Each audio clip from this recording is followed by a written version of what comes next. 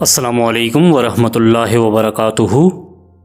ابتدا میں حضرت رابعہ بصری رحمۃ اللہ علیہ کے حسن و جمال کی دھوم مچی ہوئی تھی، مگر جوانی کے شب و روز انہوں نے یاد الہی میں گزار دیے۔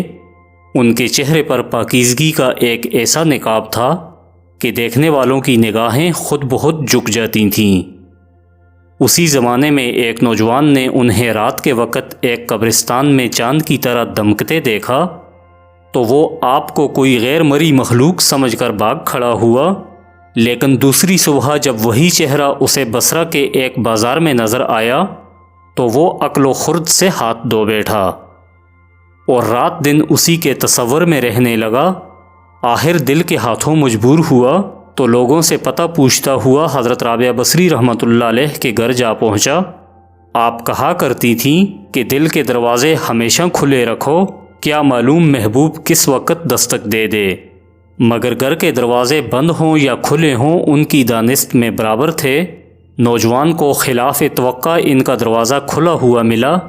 اس نے اپنے دل کی دھڑکنوں پر بڑی مشکل سے قابو پایا، چنانچہ رات کا وقت تھا اور اندر چراغ روشن تھے۔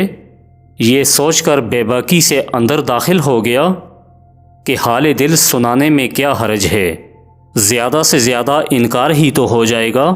واپسی کا دروازہ بہرحال کھلا ہوا ہے، لیکن جب وہ اندر پہنچا تو وہاں کوئی نہیں تھا، البتہ چھت سے ایسی پرسوز آوازیں آ رہی تھیں جیسے کوئی زیر لب ہجر کا رونا رو رہا ہو۔ نوجوان تیزی سے زینے چڑھ گیا۔ حضرت رابعہ بصری رحمۃ اللہ علیہ عشاء کی نماز سے فارغ ہو کر ثناء کر رہی تھیں۔ پروردگار ستارے روشن ہو گئے، خلقت سو گئی، بادشاہوں نے دروازے بند کر لیے، ہر محب اپنے محبوب سے محو راز و نیاز ہے اور میں تیرے سامنے کھڑی ہوں۔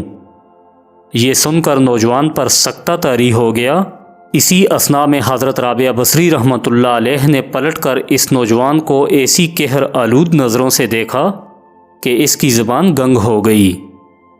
حضرت رابعہ بصری رحمۃ اللہ علیہ نے اس کے قریب آ کر پوچھا، کیا تم مجھ سے شادی کی درخواست کرنے آئے ہو؟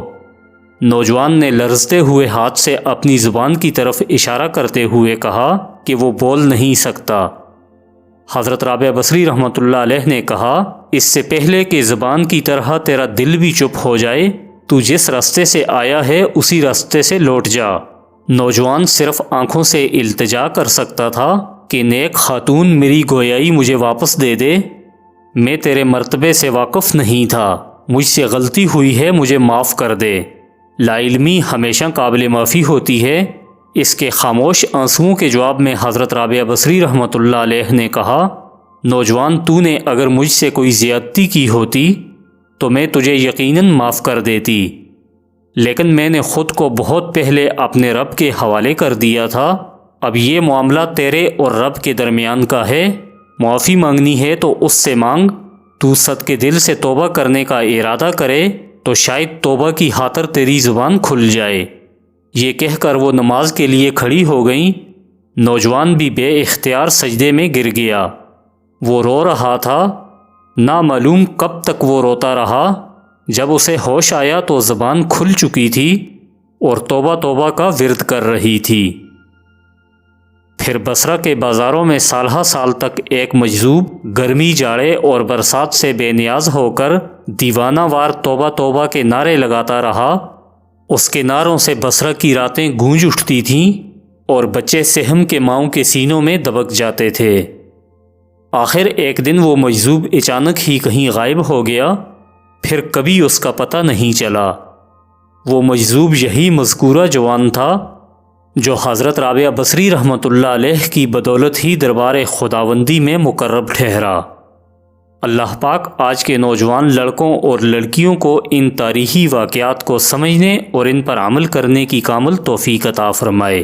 والسلام۔